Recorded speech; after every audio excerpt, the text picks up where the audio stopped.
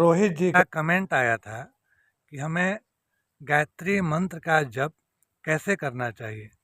बोल बोल के तेज आवाज़ में करना चाहिए या फिर मुंह बंद करके जीभ हिलता रहे ऐसे जप करना चाहिए या फिर बिल्कुल ही शांति से मन के अंदर जप करना चाहिए। यहाँ पर आपको हम अपना उदाहरण देना चाहते हैं।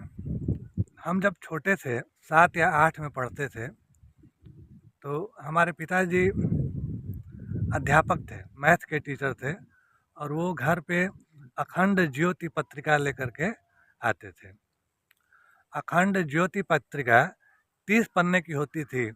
वो इस ढंग से बनाई ही गई है कि एक एक पन्ना आदमी रोज पढ़े, तो इसलिए 30 दिन के लिए वो है और हर तरह की उसमें सामग्री है।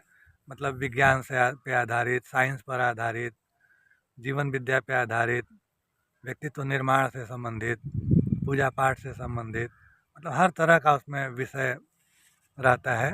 कोई अगर उसको पढ़े तो उसका जीके भी बढ़िया होगा, ऐसा हमें लगता है। तो हमारे पिताजी मैथ के अध्यापक थे और रोज़ ही अखंड ज्योति पत्रिका घर पर हमको बैठा करके और पढ़ने के लिए कहते थे। हमारे लिए वो बोरिंग था क्योंकि वो भाई समझदार लोगों के लिए और हम बच्चे थे, समझदार थे नहीं। तो हमारे पिताजी क्या करते थे कि हर पन्ने पे कुछ न कुछ कहानियाँ उसमें लिखी होती थी या कुछ सद्वाक्य उस पत्रिका में बोल्ड अक्षरों में लिखी होती थी। बाकी तो सामान्य अक्षरों में, समान फॉन्ट साइज में होती थी, लेकिन कुछ जो बोल्ड अक्षरों में उसमें कहानियाँ या जीवन निर्माण से संबंधित सूत्र लिखे होते थे। तो हमारे पिताजी, हमारे पापा उसी को पढ़ने के लिए बोलते थे। तो हम उसको रोज़ नियम था कि रोज़ शाम को उसको 10-15 मिनट, जैसे गणित पढ़ लिए, अंग्रेजी पढ़ लिए, विज्ञान पढ़ लिए, सब कुछ पढ़ लिए, तो हिंदी की जगह पे हमसे वो वही पढ़वाते थे। और जो शब्द हमको नहीं आता था उसको कापी में लिखने के लिए, जैसे अब अहंकार है, संस्कार है, विद्या है, शिक्षा है, तो ये सब जो कठिन कठिन शब्द हुआ करते थे उस समय, वो हमसे बोलते थे कि लिखो, एक एक अक्षर को 10-10 बार लिखो। ऐसे वो लिखवाते थे। इस प्रकार से हमारा हिंदी जो है लिखने का थोड़ा शुद्ध हुआ उसके चलते। और हमारे पिताजी पढ़ाई पर बहुत ध्यान देते थे। हमको देखते थे कि हम कहीं खेलने गए हैं तो पकड़ के लाते थे, पढ़ो पढ़ो पढ़ो, नहीं पढ़ोगे तो क्या करोगे, किताबों को दोस्त बनाओ। इस तरह से हमेशा प्रेरित करते रहते थे और नहीं चाहते थे कि हम बाहर जाएं, खेलें कूदें, क्योंकि उनका यह मानना था कि बाहर का समाज बहुत अच्छा नहीं है, गंदा है और ये जो है गंदगी सीख करके आएगा।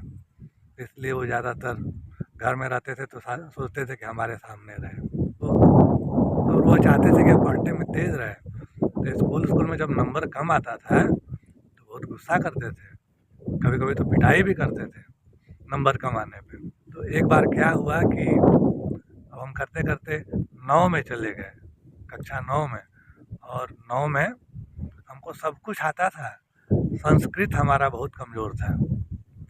पता नहीं सब कैसे कैसे रूप याद करना, संस्कृत के प्रश्न और संस्कृत के उत्तर लिखना, संस्कृत में अनुवाद, ये सब हमको कभी आया ही नहीं। तो सारे पेपर तो हमारे ठीक होते चले गए, लेकिन संस्कृत वाला पेपर हमारा गड़बड़ हो गया। और उस समय गर्मी की 2 महीने की छुट्टियाँ होती थी। तो अब मन ही मन बहुत खुश थे कि चलो अब 2 महीने की छुट्टी है, आराम से खेलेंगे कूदेंगे, जो मन करेगा वो करेंगे। लेकिन धीरे धीरे छुट्टियाँ अब बीत रही थीं और हमारे मन में तो ये था कि अब रिजल्ट आने वाला है और पापा हमारे देखेंगे कि तो संस्कृत में नंबर ही कम पाया है, फेल हो गया, तो बहुत डांट पड़ेगी, यही सोचते थे। तभी हम अखंड ज्योति पढ़ने लगे।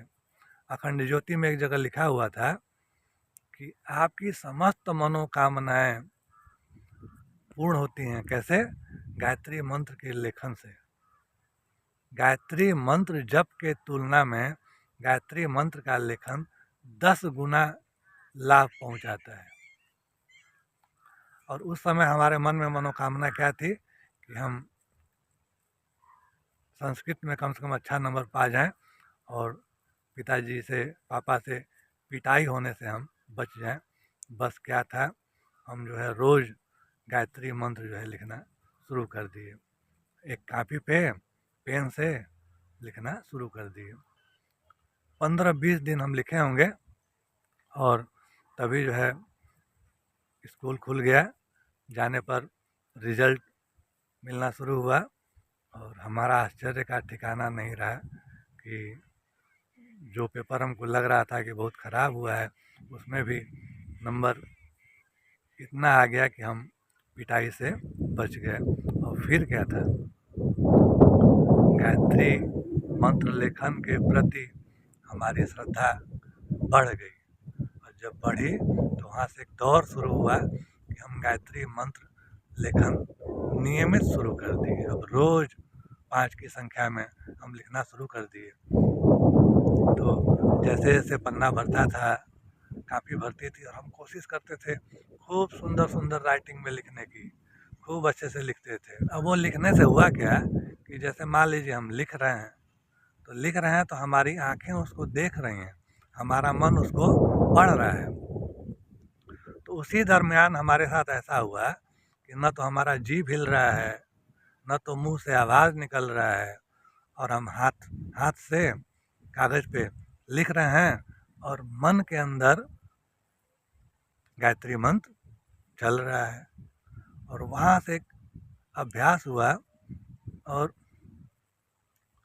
हम कई साल, हमको लग रहा है कि यह बात होगी 1989 की, तब से हम लिख रहे हैं। 1988 या 1989 की बात है, तब से हम लिख रहे हैं।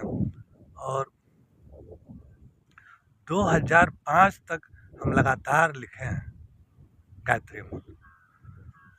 2005 में ऐसा हुआ कि जब हम गायत्री मंत्र लिखने बैठे तो हमारी उंगलियां पेन नहीं पकड़ पा रही थी, घूम जाती थी। जो पेन पकड़ने की कोशिश करते थे तो ऐसे घूम जाता था पेन हमारा, हमको बहुत दिक्कत होता था। तो हम लिखना बंद कर दिए। उसके बाद हमको लगा कि शायद ये कोई संकेत हुआ कि अब लिखना नहीं है, और उसके बाद हम मानसिक जप ही करना शुरू कर दिए। और परिणाम ये हुआ कि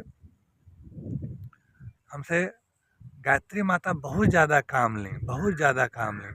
और कोई भी ऐसा भौतिक सुख साधन या संपन्नता नहीं था जो हमें उपलब्ध न करवाया गया हो। व्यक्तिगत रूप से सब चीज़ें हमें उपलब्ध करवा दी गई।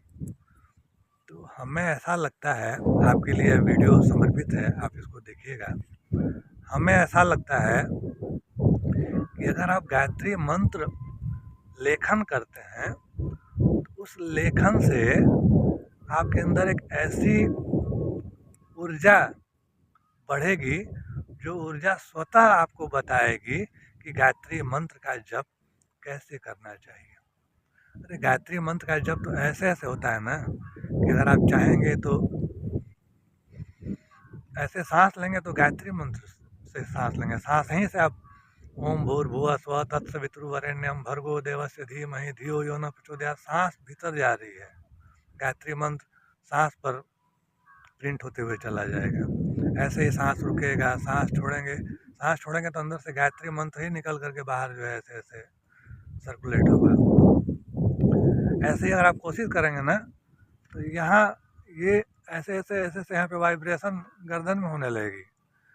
आपका न जीभ चलेगा और न जो होठ हिलेगा, यहाँ पे वाइब्रेशन गर्दन में ऐसे ऐसे ऐसे ऐसे वाइब्रेट होगा और गर्दन आपका बढ़ेगा। और गहराई में जाएंगे ना तो आपका यहाँ जो धड़कन है ना, ये गायत्री मंत्र का जप करना शुरू करेगा। कहाँ कहाँ से आप जप करेंगे, यहाँ पर वाइब्रेट होने लगेगा, ऐसे ऐसे ऐसे ऐसे यहाँ पे वाइब्रेशन होने लगेगा, यहाँ से आप जप करिए। जब आप जप करेंगे ना तो आपको स्वतः जैसे जैसे जैसे समय बीतता चला जाएगा तो गायत्री मंत्र स्वयं आपको बताएगा कि कैसे आपको जप करना चाहिए। तो अगर आप गायत्री मंत्र जप का श्रेष्ठ लाभ पाना चाहते हैं तो आप बस शुरू कर दीजिए। शुरू करेंगे तो आपको कोई ना कोई व्यक्ति मिल जाएगा जो आपको मोटिवेट करेगा, कोई ना कोई पुस्तक मिल जाएगी जो आपको मोटिवेट करेगी, कहीं ना कहीं से कोई ध्वनि अपने आप आपके कान में आएगी जो आपको रास्ता दिखाएगी और आप जो है उसमें आगे बढ़ते चले जाएंगे और सब कुछ मिलेगा आपको। कोई ऐसी चीज़ नहीं है जो आप गायत्री मंत्र जपें और आपको प्राप्त न हो। तो ऐसे ही आप हमारे वीडियो को देखते रहिए और कमेंट अवश्य लिखिए, जिससे हमें यह पता चले कि आपको क्या जानना है